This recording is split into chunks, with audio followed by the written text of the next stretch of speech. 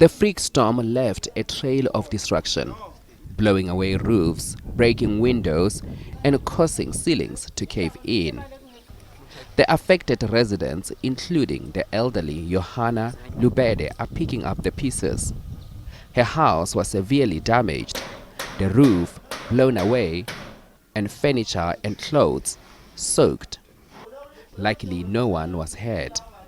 Siphatheke kabuhlungu ngoba mangicabanga nje ngalo 7 until 10. The wind started around 7 or 10 past 7. I saw the shack flying towards my house. I went inside the house. When I got there, the roof was gone. I thank God because there were no children in the house. They left the day before. I was so shocked I couldn't call my children to inform them about the incident.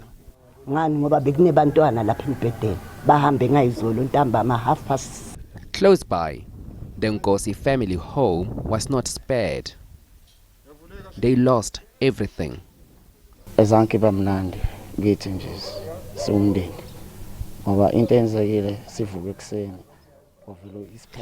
family, we are still traumatized. The wind was not that strong, but left a huge damage. Took away the roof, our furniture and food are wet. We didn't sleep that night. At least government has brought us food and a tent to cover the house.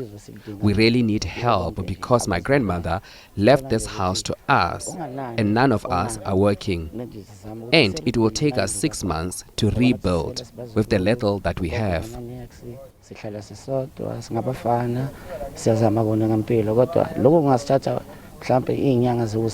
The Chief Albert Luthuli Municipality is assessing the damage. It is also providing some relief to the residents affected the most. And then as a municipality, we have assisted the community by bringing the tent to cover the roof where it was most damaged. Almost it's 9 houses that are already covered with the tent.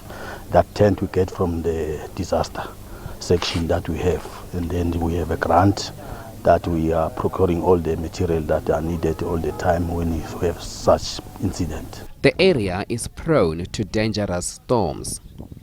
More rain is predicted for this weekend. Dumela Machogo, SABC News, Carolina.